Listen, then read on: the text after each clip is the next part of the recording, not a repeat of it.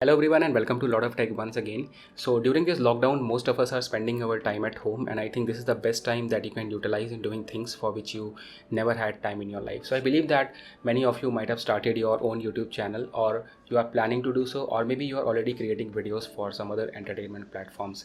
So in this video, I'm mainly going to talk about how to make better videos. And to make better videos, you actually don't need any sort of expensive camera equipments or expensive lighting. Like you can see that right now I'm filming myself on this mobile, and that too from the front camera, and I believe that the video quality is pretty decent.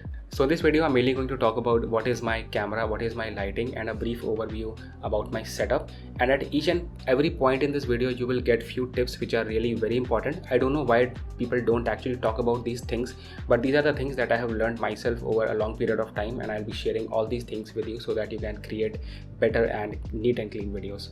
Let's start. So the first thing that I want to talk about is space. So first of all, I don't have any sort of dedicated space for filming or for my YouTube work, and this is actually the part of my bedroom that I'm utilizing. So you can see from this angle that on the right side I have my bed, and the amount of space that is remaining after this bed is actually 4.5 feet, and the length that I'm utilizing for my work is actually 6 feet. So you can see that it is really a very tight space of 6 feet by 4.5 feet. And then you can also see from this angle that my computer is actually behind this camera, and I'm mounting my smartphone to this CPU via a car mount. On the left I have my monitor, and on the table I have my microphone, and all the recordings that I'm doing is actually going directly in CPU and getting recorded in Adobe Premiere Pro. That is a brief overview about my setup. So the next thing that I want to talk about is this table. So this table is actually from Urban Ladder, and I got this one from Amazon for 6,500 rupees. Now my intention here is not to force you to buy this table, but to actually focus on the color of the table. So initially when I ordered this table, it was a light brown color, and I filmed some videos on this table, and I found that the videos were very dull. So I actually changed the color of this table by pasting a vinyl wrap. Now if you don't know what is a vinyl wrap, so vinyl wrap are actually thin sheets of plastic, somewhat like this. So these are thin sheets of plastic that you will get on Amazon somewhere between 300 to 500 rupees depending upon the length of the roll, and you can paste these films on any surface and change the color of the surface, the background, on anything you want. So this is one of the least expensive things that you can use to give color to the videos. Now the tip here is that always try to film videos in dark surroundings, and if you want to focus something, try to use a spotlight or anything like that. Do not film videos in very light colored surroundings, because light colored surfaces are very difficult to edit in post. If you want to add any sort of color grade or anything, there is always a problem of overexposure or underexposure. So my personal experience has been like, always wear surfaces or surroundings which are dark in color. Now actually you can see the cupboard behind me is light in color, and also the wall is light in color. So this is something I cannot change because this is a bedroom, but if you have a dedicated space and if you have a certain wall, do color that in gray or any other shades of gray. The next thing that I want to talk about is clothing. Now clothing is something that no one talks about, but this is something important, and this is what I have realized after making so many videos. So like you can see that the color of my table is gray, and I'm wearing something which is blue, and usually if you see my videos, they are always colored in blue or in warm or in cooler tones. So think about a situation when I'm wearing a yellow t-shirt and I'm grading that particular clips in cooler tones, so it's going to spoil the entire color grade, and also the videos are not going to look that uniform. So make sure that the color that you're wearing and the color of the surroundings and everything else match up very well, so that whenever any person is watching the video, he finds the entire video to be seamless. And also it's very easy to color grade on same colors rather than having different colors in a single video and then using any kind of filters. Especially if you are editing on mobile, you have to keep this thing in mind. So the next thing that I want to talk about is camera. So I'm using a very basic entry-level Nikon D3200 camera, and I got this camera around 6 to 7 years back, and this 3200 actually comes with this 18 to 55mm kit lens. Now this kit lens is a very versatile lens. It has this zoom capabilities, and also this lens is very good for filming in outdoor conditions. But when we talk about indoor conditions, and especially situation like mine where I'm not using any sort of big studio lights, and the amount of source of light is very limited, maybe 1 or 2 tube lights. I'm going to show you my lighting setup in a while.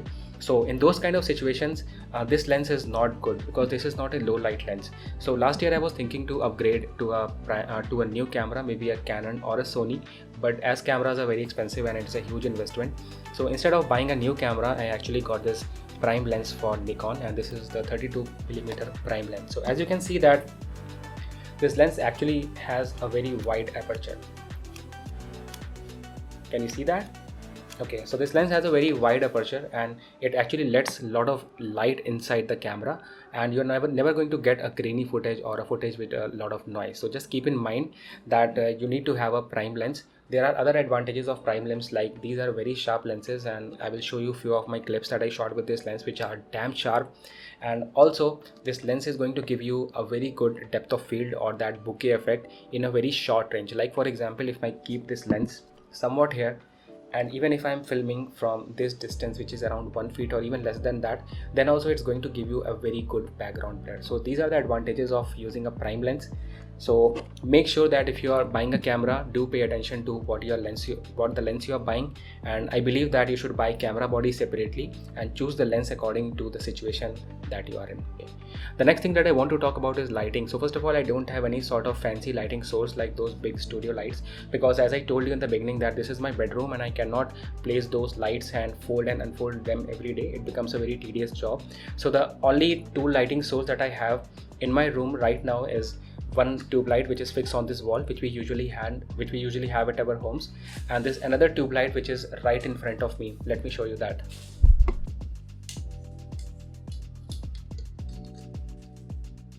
So this is my second source of light, and I always keep this tube light close to me and just opposite to me, so that entire space along with me is evenly illuminated. A lot of you might think that tube lights are not a good source of light, but actually it is, and this is a very cheap source that you can use for illuminating anything.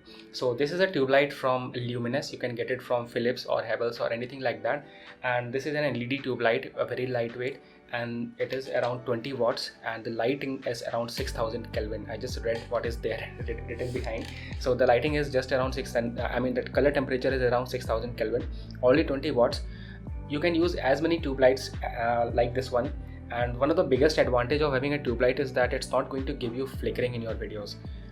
Do try it. I've tried it many times. I'm also showing you right now. I don't think you are getting any sort of flickering in this particular camera. Neither if I use this with DSLR, I'm not going to get any sort of flickering. So tube light is a very cheap sources of light that you can use. There is another source of light that I use, which is a LED panel. Let me show you that. So this is a very cheap LED panel that I got somewhere around, I think 200 or 300 rupees from Amazon. It has the 50 LEDs and this is around 50 watt. Now this is also a very good source of light, but the only disadvantage here is that if the light is falling directly on you, so it's going to give you a lot of flickering. So make sure that if you are using this panel, you have to bounce the light of this panel from some other wall and then make sure it's falling on you. So this is the light quality that you will be getting from this 50 watt LED panel light. Right now it's not doing any sort of flickering in my video, but if I'm using my DSLR, it gives me a lot of flickering. So what I'm saying is that if you want to use this light, use it as a secondary source and bounce the light from any of the wall and let it fall on you. It's going to give you a perfect illumination. So these are some very cheap sources of light that you can use instead of using expensive studio lights. The next thing that I want to talk about is microphone. So the microphone that I'm using is Zoom H1N, and I got this microphone around 1 year back, but I didn't use this microphone for a very long amount of time. In fact, for the last 1 year I'm not using this microphone because this microphone, in fact any professional microphone that you're going to get from market like Zoom H1 or Zoom H1N or any sort of Rode micro, they all are professional and very sensitive microphones. They pick up each and every noise or each and everything that's happening around the microphone. Now if you don't have any sort of PC or a laptop or any other software through which you can clean your audio, make sure you don't use the microphone because it will not be of any use. So if you want to buy a microphone, make sure that you have a PC or a laptop where you can use software like Audacity, or you can use any sort of denoising filtration or anything like that. So buy a microphone only if you have a PC. That's another tip for you. The next thing I want to talk about is using your smartphone. So your smartphone is already a very capable device, and as you can see that whenever I film myself, I'm using this my Google Pixel 2 XL's front camera, and I think that gives me a very decent footage. Now, why I'm using Google Pixel or any smartphone instead of using my DSLR? It is because your smartphone's front camera has a very wide field of view. It's going to cover a lot of thing in the background. You can see that it's covering really a lot of space on both sides. But if I'm keeping my DSLR at the same place, even with 35mm lens or with my kit lens, it's not going to cover this much amount of area. So if you are in a very tight space, do use your smartphone. It's going to give you a very neat and clean footage. Apart from that, if the distance between you and the background is not too much, so it's not going to make a much difference whether you use your smartphone or you use your DSLR. It's not going to give you any sort of background blur. So if the distance between you and the background is not too much, it hardly makes a difference. Use your smartphone's front camera, it will give you an excellent video. Now, the last thing that I want to talk about is color grading your video. So first of all, if you are doing any sort of color grading on mobile, so the best two applications that I can say is using KineMaster or using the Filmora Go's mobile application. Both these applications are really very nice. They have a lot of transitions and you can at least color grade your videos the way you want. Apart from that, if you are on a computer or a laptop, go with Adobe Premiere. And if your computer is not that capable to handle Adobe Premiere, you can go with Filmora's PC application, or there are also plenty of other softwares that are not as efficient as Adobe Premiere, but they will just get the work done in least amount of system requirements. Apart from that, when you are editing your videos, make sure that you increase the clarity or increase the sharpening of the video if you have that feature in your mobile as well as on a PC.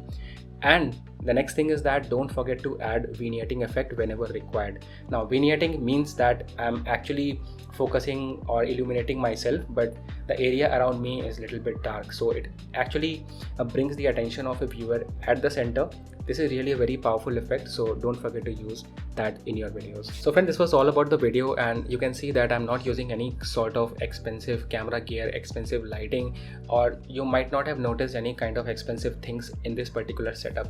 One thing I forgot to tell you, that if you want to do voiceover on your videos and if you are editing on mobile, you don't need this expensive microphone. Just bring the smartphone close to your mouth and speak directly in the microphone. It's not going to give you any sort of noise and your audio will be neat, clean and crisp. Thank you so much for watching the video. If you like this, don't forget to give a like and subscribe to the channel.